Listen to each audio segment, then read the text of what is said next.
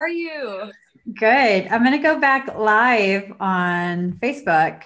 Okay. Should I Um, be sideways like this? Is that better? Oh, okay. That just went like bigger. I'm not sideways, right? Hold on. Oh, wait. Where are you? Yeah, you're Oh, perfect right now. okay. Oh my God, you're so adorable. Oh, thank you. So are you. I'm so excited to talk to you again. Yes. Hold on. Let me Oh, wait. just. Where are you? Yeah, you're perfect right now. Oh my God, you're so adorable. Oh no, the sound is like kind of. Yes. Let me just. It's because I had another window open. Oh. Sorry, Facebook is now tripping out. I think it knows that I'm trying to go live simultaneously. Oh my gosh, I've never even tried Facebook Live before, and I haven't used Facebook in so long, so I don't know. I need to Well, make one.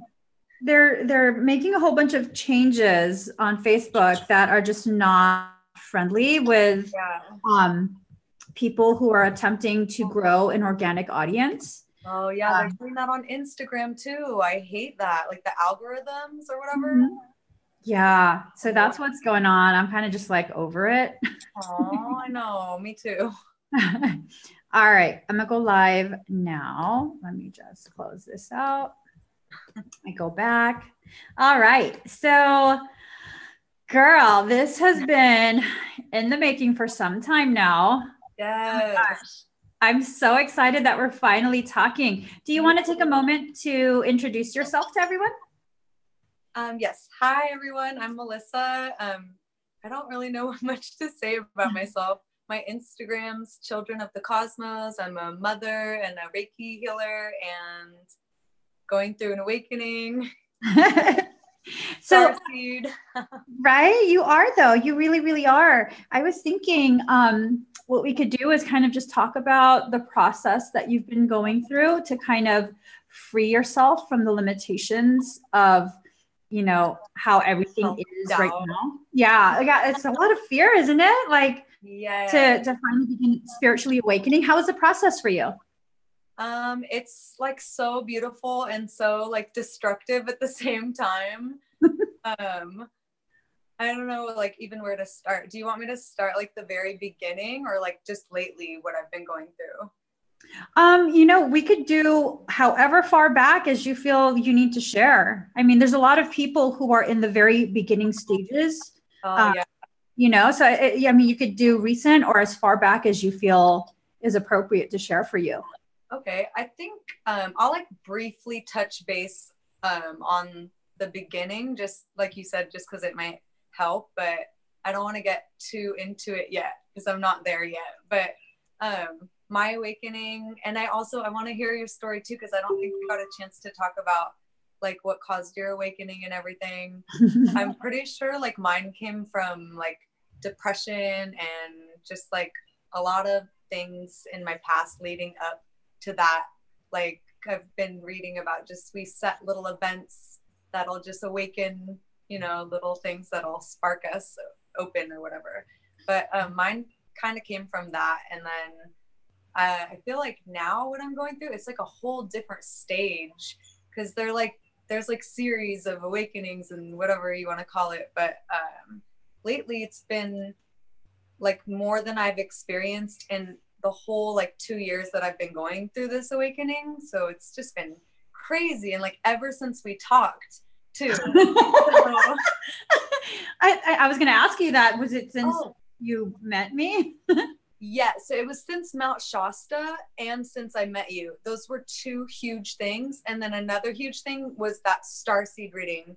So it's been like a domino effect. And it's so funny. So the first thing when we talked about, and you said that we were in our past lives, and that was like shocking for me, but like I believed it, but I was still like, this is really crazy. That's what I was thinking, right? So after you said that, like the more time went on and I would rewatch our video and like you were saying, like different things kept being confirmed in the craziest way. And then all of a sudden, I just, so I don't remember, I talked to you before my Christmas Mount Shasta trip, right? I think so. It was right after my birthday trip, right? and not a lot happened the first trip. So then I went back for Christmas, and I re-met with Jasmine, another girl I've been feeling like a connection with. We confirmed like that we were in past lives. And then I was like, okay, this is like, this stuff is happening. It's real. It's like, this is crazy, right? And so lately, the past, I would say like month, I've met at least 5 people, that maybe 6 people that are in my past lives. And I'm like feeling it in my soul, and I'm knowing, and it's just crazy. And you were the very first one to like have that connection with. So that was so special. And it's like, we're all finding each other again. And it's so beautiful and crazy. Right. And just to give people an idea of how you and I connected, a friend of mine was like, you know what, you need to branch out to Instagram. He wanted me to try a little project with him. And I was like, okay, I'm down. And I made a post, and it was like a really tumultuous time for me, like insanity, like absolute insanity. And so I had made a post, and I got a notification that someone reposted it. And I was like, who would care what I have to say? You know what I mean? Because I just started the account, and I looked, and I was like, I know this energy. I don't know what it is. And so I went to your profile, and I was like trying to like frantically find your face. And I was rushing. So I couldn't see a picture of you. And I was just like, oh, I'm just going to message. I know this energy. I don't know why. I'm just so drawn. And I was hoping that you weren't a man and like, oh, she's sliding into my DM. Yeah. Your screen name is Children of the Cosmos. And I don't know, like, you know what I mean? Yeah, it's like not feminine or anything. So, I mean, it could have went either way. And I was just like, okay, I just have to message, and then I'll just leave it at that. And we ended up doing a session together, and I did not expect us to have shared the life that we shared, because that was a pretty significant life of mine. And I was just like, oh my God, you were in that life. And it's just been really, really interesting and beautiful to see you blossoming in the way you've blossomed. Like it, and it was fast. It was so fast. Freaking crazy. I literally can't believe what's happening. Like, it's crazy. I'm like putting on my seatbelt, like, what the heck is going to happen next? Right? Oh my God. And, you know, I think people should probably hear that it's not that we're continuously doing energetic work together. I mean, we didn't even really do energetic work together. It was a past life reading. Yeah. And for some reason, I just felt very drawn to offer you like whatever, pick something on my website. We just need to talk for some reason. Oh, right? Yeah. And you were the one that picked the past life reading. And I was kind of like, oh my God, I hope I didn't like, open up a can of worms. Oh, and then, no, yes. yeah, it went so beautifully. And that was really kind of the only contact that we had. There was no additional energetic work. So all it takes is that one moment to trigger you, right? To trigger that fire. That's crazy. It for sure triggered a lot of stuff. Wow. And you even said that too. I forget your exact words, but you were like, let's just see what happens. Like, now that we've like connected, it's gonna be crazy. Oh my God, wait, do you remember one more thing? I said something, I'm like, I feel like as soon as January hits that month, I said, like, I feel like everything's gonna change. And you're like, I heard Michael say, that's presumptuous, but let's roll with it and see. Like, that's crazy. Yeah, well, he was being so sarcastic because he's been telling me for a year. Yeah. That 2018 would kind of prepare me to release the fears and kind of just move forward with this. And so when your timing was, so my friend gave me, it's Archangel Michael. I'm still listening, and I hope that wasn't rude. I'm so sorry. I just had to grab this really quick while you were talking about him. Yes. I was telling you, like, he says January, but he knows that we're both so similar, and we're both kind of stubborn if we don't want to agree. Little hermits in a turtle shell. Yeah. And so he was like, we'll see if these two actually do what they're being asked to do. Oh my gosh. Yeah. But I mean, you know, I've been at this energetically on the energy portion for quite some time. But the amount of growth just since we spoke, for me too, girl, for me too. I'm just like, what's been going on? Well, you know, there's been a lot of shifting in my life, a lot of things that I never thought I would be doing. I've started taking care of my mom full time while running my business and stuff. And that's been going beautifully, but never in my mind did I ever think that I would be working full time and taking care of her full time and still being able to manage everything. Yeah. So, I mean, I know I can manage it, but manage it and still feel happy. Yeah, it's a lot. That's a lot to take on.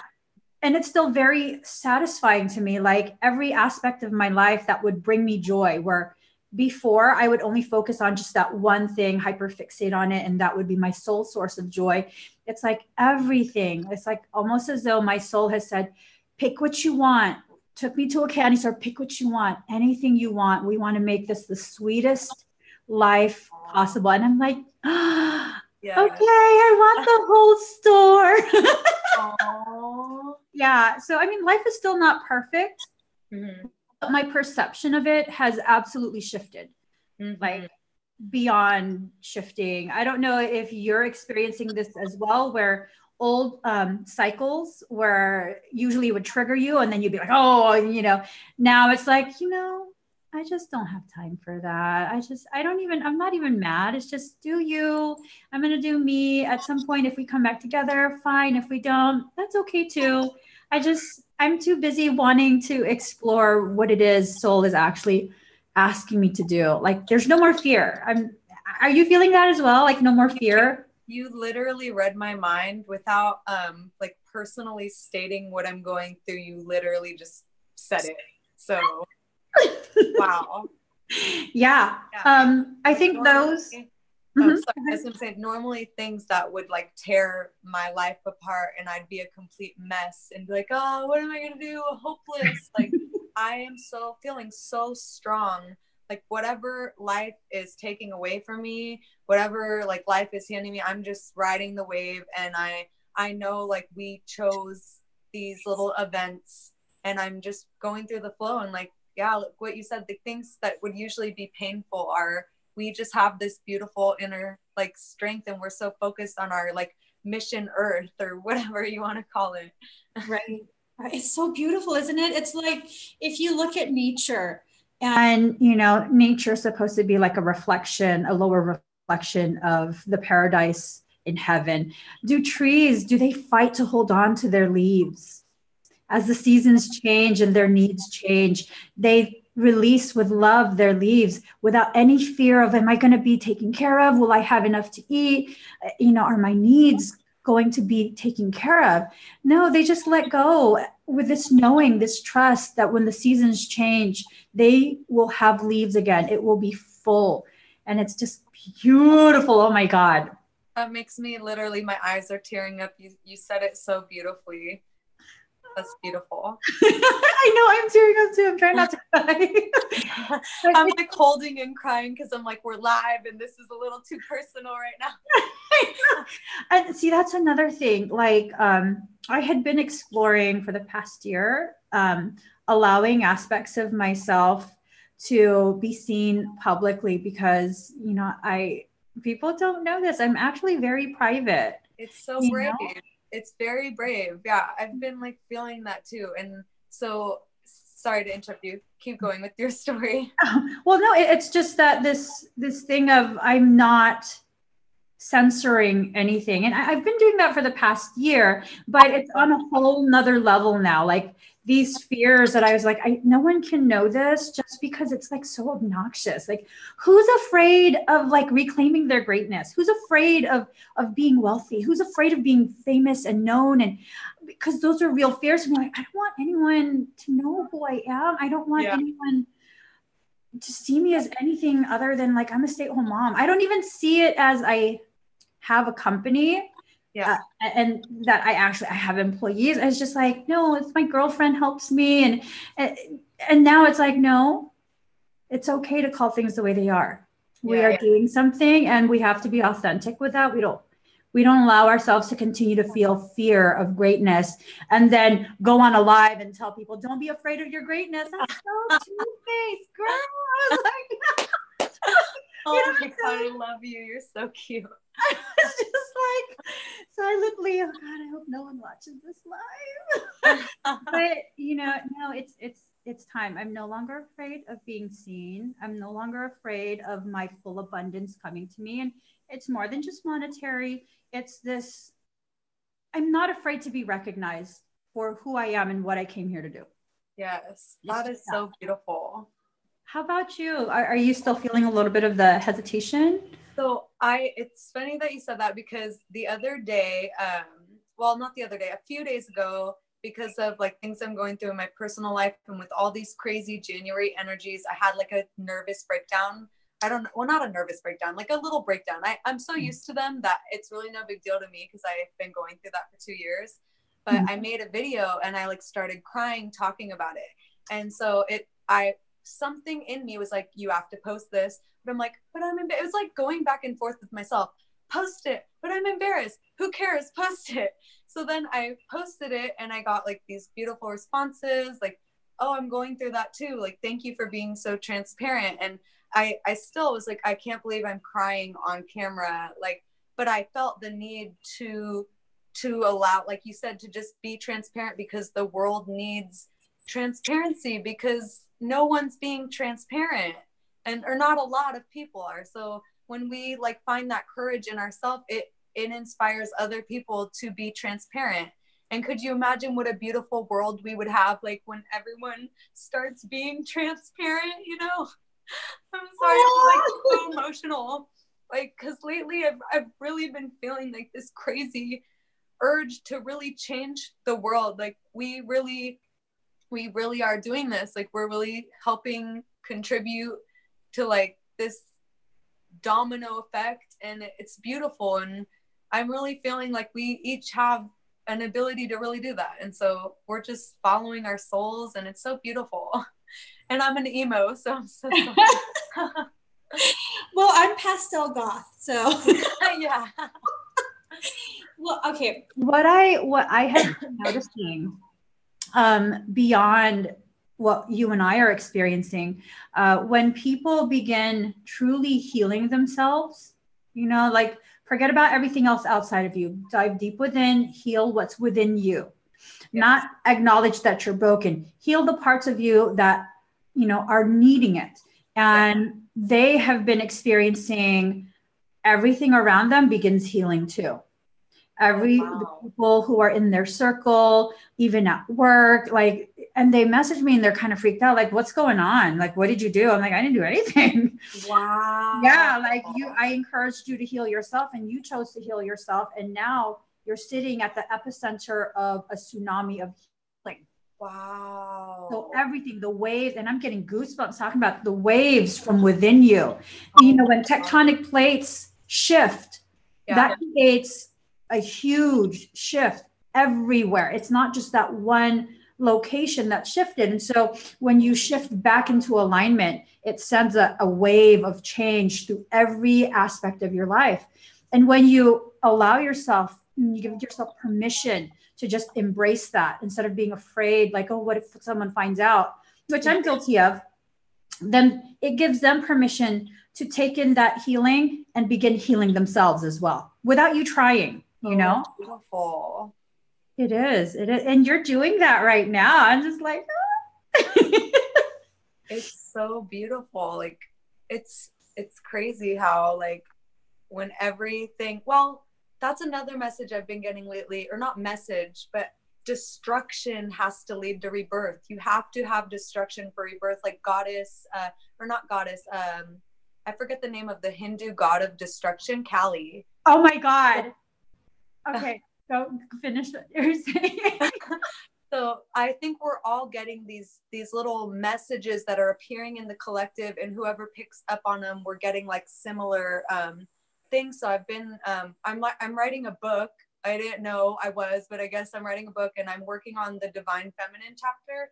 So what I was thinking is just all these like goddess energies, and I'm like connecting with like goddess Isis, and then like goddess Kali popped in my mind. And it's just, we have to have destruction and darkness like in the womb for rebirth. And it's just so beautiful. And I'm understanding it now. And even though everything around me is kind of like fading or crashing down, like I'm like a phoenix rising from the ashes and coming out of it like in the most beautiful way. So that everything you say, oh my God, you're so in tune. Like, I just love talking to you. Oh, I was in a session the other day, And Kali came up, and I was just like, oh shit. oh my God. Because of the fact that I had refused to acknowledge this. Kali is actually the dark aspect of Kuan Yin. Oh my God. No, I'm saying. No, I'm saying. Oh my God. Right, I'm about to cry. I didn't know that. Yeah, it was something that's been in my mind for some time, and I just like, no, that's nonsense. They're separate. They're separate. And then it was just like, yeah.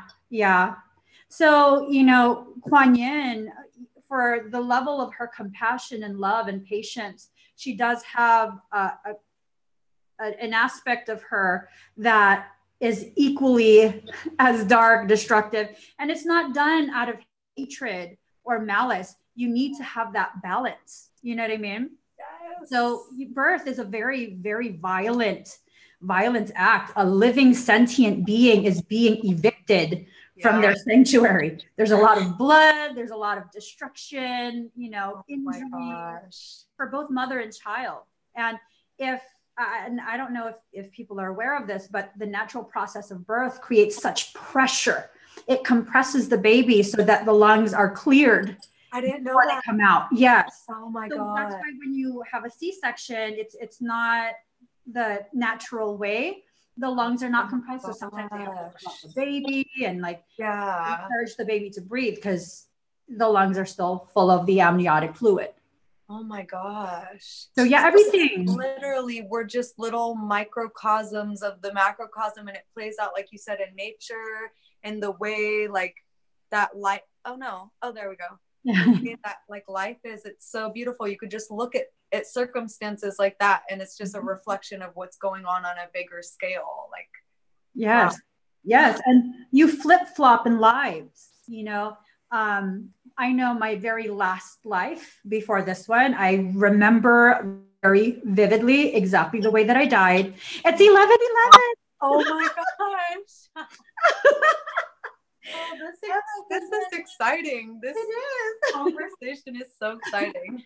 So the way that I died in my very last life, I remember falling into the Pacific, and I was it was a cockpit. It looked old. Wow. And my plane had been shot down. There was someone with me. I could feel them behind me. And I was just like, I couldn't see, but we were dropping into the ocean. I could still see the sun, and I could hear the sound of humpback whales singing. How scary to remember that. Well, that's why I'm afraid of deep water. I'm afraid of drowning. I don't know why either. So I'm assuming, and my daughter won't get water on her face. She won't even get a drop on her nose. And my mom even said that has to do with the past life. That's so cool that you remember. Like, I hope that I start to remember my past lives soon, or my multidimensional selves or whatever. You probably will. As you need those memories, you probably will. Because in this life that I remember, when my child was about 3 years old, he remembered that life too. Whoa. We were at the beach, one of my most sacred spaces in California. We were there. I had taken him there. He was around 3 years old, and he was afraid to let the ocean water touch his feet. And I was like, what's wrong? Whoa. And that's when he said, because I always thought this was just some random nightmare. Really?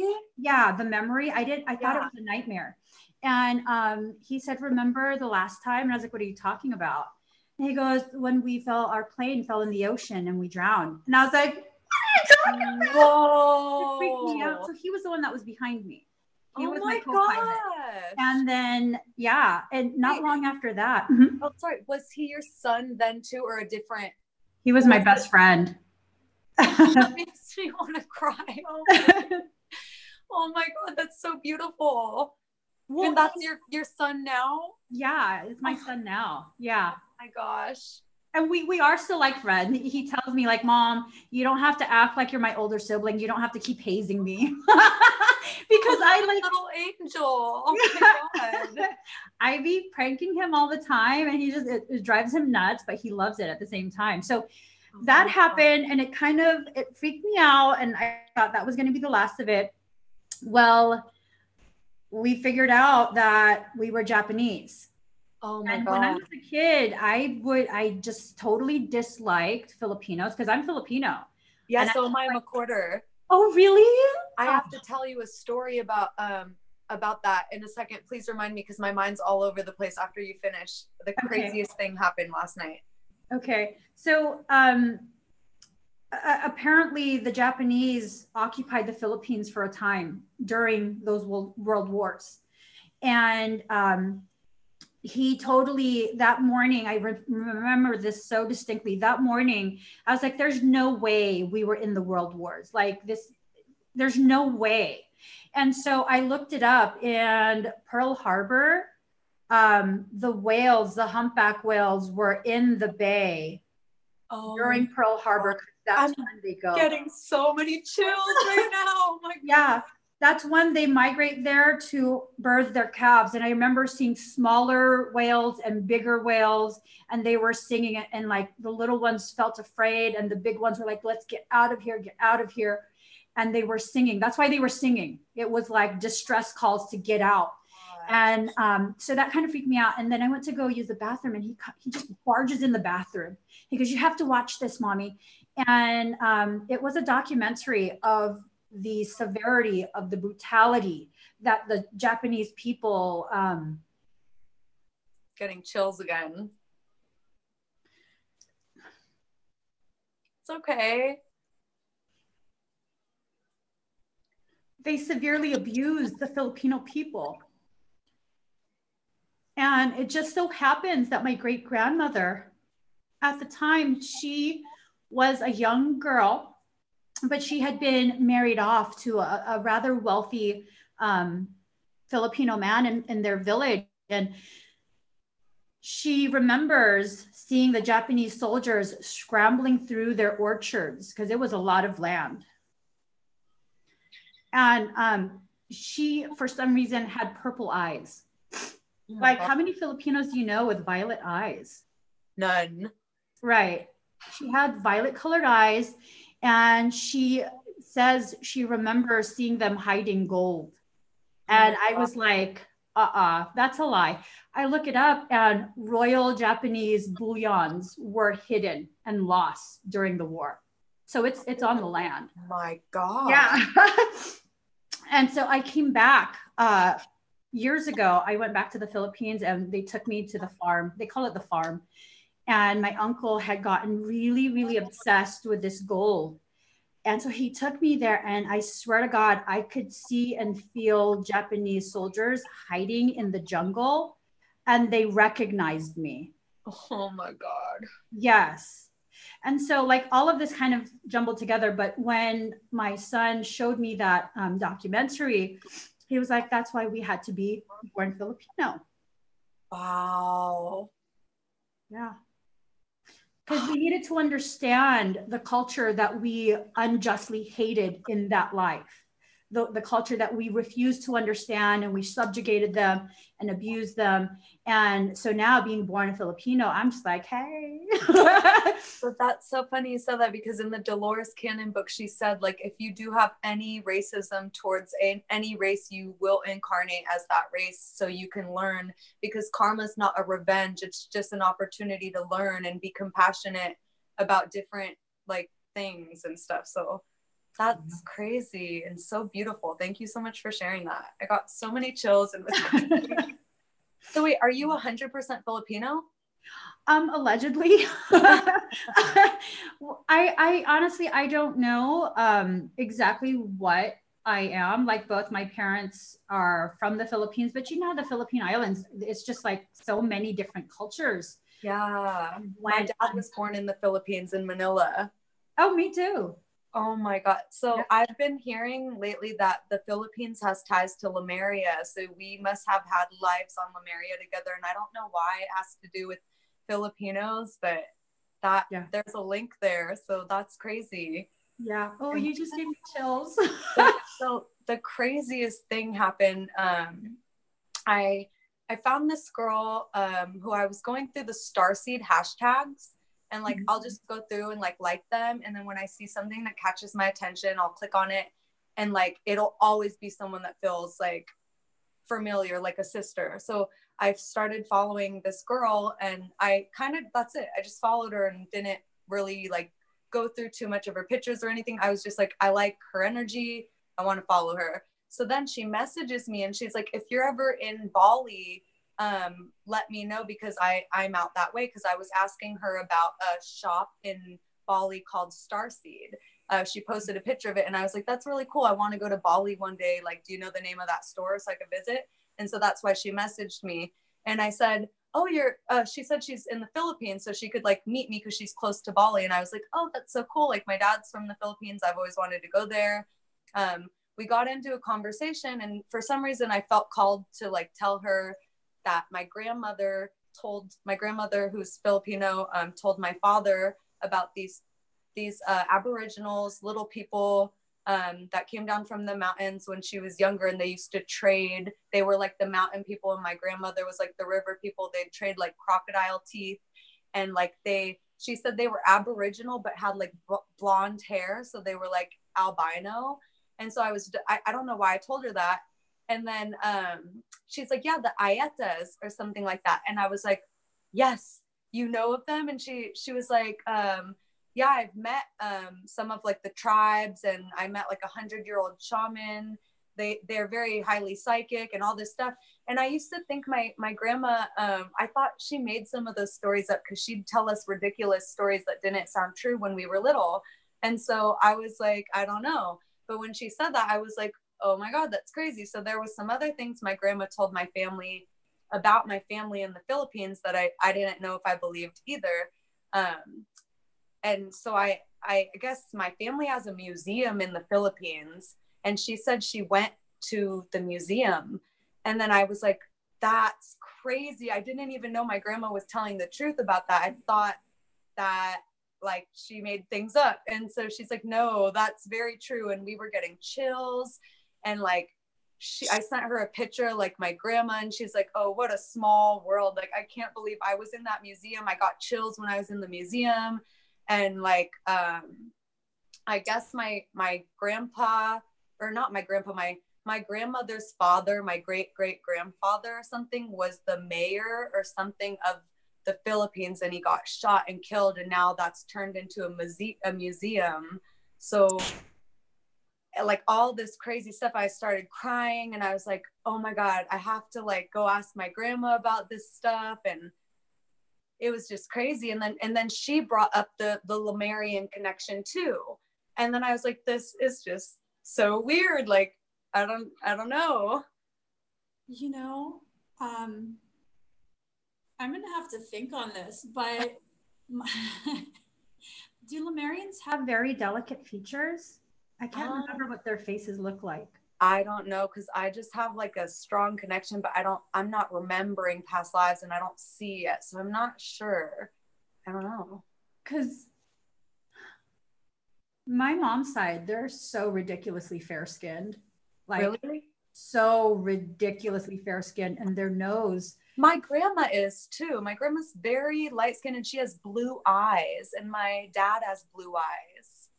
See, my great grandma had violet eyes. That's indigenous. Yeah, wow. And their nose is so refined, very delicate, like beautiful Anglo type of, you know how Filipinos are like, oh yeah. Yeah, and so their nose is very delicate, the tip is very refined. I'm like, what are you? You can't tell me you're Filipino. There's something else in there. Don't lie to me. You know, when I was typing out that my dad was from Manila, I typed in Lemuria, and I went to go type in my dad was born in Manila. I wrote out Lemuria. I had to go take it back, and I was like, oops, I almost typed it because it sounded so similar, but I was like, I wonder if that's something like. Well, here's the thing. I'm kind of fighting this feeling that they actually, because my mom's side of the family is extremely psychic, highly gifted. And I'm kind of wondering if they're part Lemurian, like biologically speaking. Yeah, I wouldn't doubt it. When I went to Shasta, this was the first time I had gone. I think it was like early 2000. I was meditating at the edge of Panther Meadows, like the highest place you can drive. I wanted to go there, but it was snowing and it wasn't open. Yeah, they won't let you up all that high if it snows. But I was at the edge, and I heard shamanic drumming. And I figured that there were groups that were drumming lower down. Oh. And I was just meditating, no earbuds, nothing. I was just sitting there with eyes closed meditating. And it's like someone tried to get my attention at the tree line. And it was a man, and he was tall, very delicate kind of features. Was it Adama? Huh? Was it Adama? Was he blonde, blue eyes? Yes. I met him in a meditation on the Telos portal. It's the high priest of Telos. He was inviting me in, and I just found out he's my personal guide, that he has been with me. I literally just found out on the partial solar eclipse, the night of the partial solar eclipse. He came and he's like, I've been trying to get your fucking attention. And but I keep blocking him. And I saw a physical man waving me down from the tree line, like, come on. And I was like, I'm good. Oh yeah. My God. Oh my God. Yeah. It wasn't just a vision. Like I thought it was a physical man. I was like, I'm not following a half naked man into the woods. And he's tall. I was like, I'm good. No, thank you. I love your discernment. Like how you were talking about Michael when you first met him. You're like, no. Oh my gosh. Yeah. So he's been inviting me to come back to Shasta, and I had plans to be there this coming weekend for the lunar eclipse, but that kind of didn't pan out the way I planned. And I don't know. It's just crazy how tied we are. We are. It's giving me chills even more because the second I saw the picture of Adama, I'm trying to see if I have the book in my room because I have all my books in the living room right now. I don't think. Oh, I have it. I'm gonna grab it so we could look at Adama.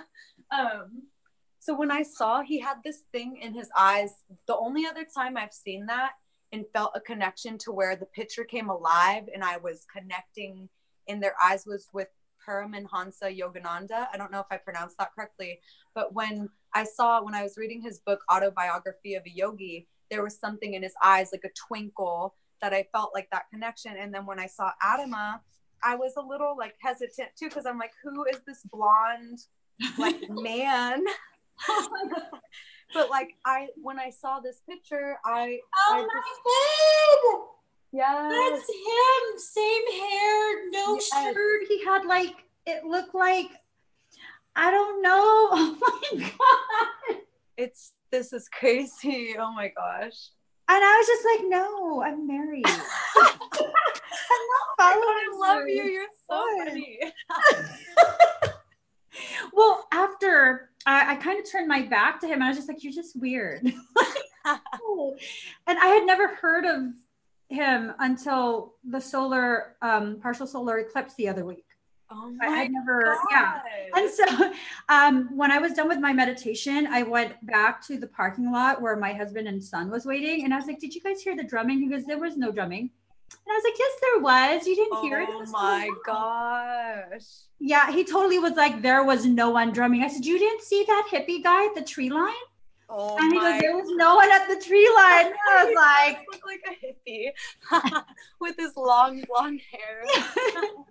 Yeah, so that's crazy. Oh my God, we must have been like best friends in Lemuria. Probably. He was telling me that he's actually been babysitting me since I was like a tiny little soul. That is so special. Oh my God. Yeah. And I was you have the best guides. Like, girl, I have blocked them all out. It's only the past couple months that I didn't know that I have Saint Germain as a guide. Oh my gosh. I was like, what is it? Something keeps like, just go away. And then I went on someone's show and he was like, there's like a purple fire in your forehead. And I was like, And then he goes, it's Saint Germain. And I was like, the what? violet ray of transmutation. He's probably knocking all these years. Let me in. And I'm just like, no, nothing gets in. Well, that's the safest way to go about it. But finally, they pierced through your little like protection shields. Well, you know what happened? I had a QHHT, I think it's called, Dolores. Yeah. Oh, I have to connect you with my friend. Her name is Charmaine. You will love her. She does. I want to do that. She's in California. So you can meet with, she wants people to go in person. I did it online because I'm a spaz. I've known her for a while, absolutely love her. But she did this with me and it came out, it was a memory. First off, I was fighting it. So my higher self distracted me with sparkles and then put me in a box. Oh, I was like, love that. It's like she's not cooperating. She's no longer in the vessel. So I don't remember anything that happened. But she told me later on that at one point, because my husband and I we're like soulmates. We've lived so many lives, like trying to get with each other again. And then my twin keeps fucking trying to murder him. Wait, what is your twin like flame or your actual twin? My twin Ray. Wait, so I am so confused about twin flames. Can we like talk about that on another subject? Because I'm so confused. I didn't know if I believed in it for the longest time, but it won't stop popping up. It's everywhere. I'm being forced to like basically believe in it. This is Jayla. Hi, Jayla. Hi. She's just wondering what I'm doing in here because I'm getting so excited and she's like peeking her eyes in like, why is mommy laughing? I'm almost done. K-City? Well, with the twins, I believe it's a true phenomenon, but I also believe it's been severely twisted and manipulated by, Can I ask you a question? Can you, since we are like obviously in control, like both our higher self, can we like you're saying, if you want to keep your husband and don't want to like embrace that twin flame, can't we make that choice? Or oh no, you can have that. I took it out of your lunch. I stole her juice drink. I drink my juice out of my lunch. Oh well, then I accidentally took your one for tomorrow. Well, I'm not the one to ask. Okay, yeah, it's probably too much to talk about in this video, but it's just that in that life, the one life that kind of initiated this whole triangle thing, I had fallen in love with my husband while I was still with my twin Ray. And so it's kind of just been this whole thing of like, love me more. And I'm like, but no, I like that guy. So it's been like kind of a cycle. I end up with my twin flame and then I rediscover my husband and I'm like, no, but I like that guy. And then the twin gets furious. And so in this life in particular, it was in ancient Greece and, they were very open in their sexual activity then.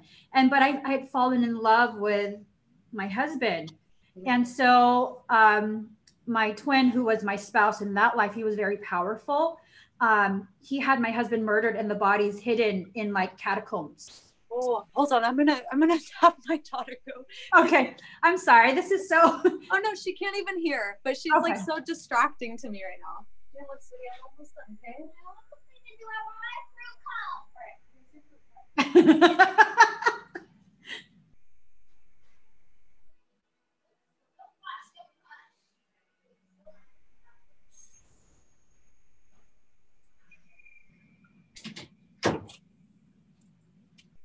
Okay, sorry. She stayed home from school today because they sent home a notification for lice, and I just can't deal with that right now. So I'm not risking my daughter getting one. I'm like, you're staying home, and we're taking a day off today. But okay, sorry, go on with your story because that's crazy. Yeah. So he had his own little thing going on, and it was like he was just pissed off that I was like actually in love with someone. And what ended up happening, I found out and I discovered the body, and my guides who were connected to me, they knew that it happened. And so they hid it from me. They didn't participate in it, but they hid it from me because they knew that it would upset me so bad.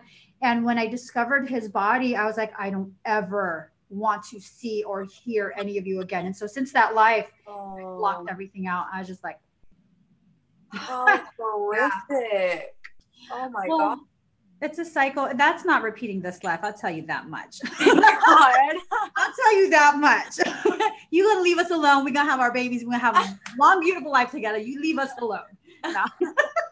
I don't think it's intentional. I think it's a cycle because we haven't, as a twin pair, healed that from the first life. And it happened with the life as Empress. Oh my gosh. Yeah, it's been since then. Is that the lifetime I was with you in? Mm-hmm. Oh my gosh, I would just so like love to hear more about that, like at another time or something. Oh my gosh. Yeah, crazy stuff. But yeah, you're probably gonna have a lot more guides. I'm so excited. I think I've only met one that was a lion being, but still, I'm like, my self-doubt is it's like turning up the notch because it's like, oh no, we're losing our power, insert more doubt. But it's like, oh my God, the self-doubt lately with me, I've been like trying to work through that, and it's working. Like I'm learning to really like trust my intuition, but yeah, like that doubt keeps popping up. I forgot why I even said that or like where I was going with this. This has been so beautiful. I know you probably have to get going. We have to chat again. Yes, Confessionals. Yeah, the Juice Chronicles. Juice box confessional. Maybe next time will be a juice box confessional. And I love talking to you. I can't wait to talk to you again. Yes, thank you so much for joining me. If you guys would like to connect with Melissa more, she is on Instagram as Children of the Cosmos. Is your YouTube Children of the Cosmos as well? Yes, same name. Yes. So I'm going to link that in the description for all of your profiles, and we will be chatting again very, very soon. Very soon. I can't wait. Thank you so much for joining me. Thank you too. Have a great rest of your day. Bye. Mm-hmm.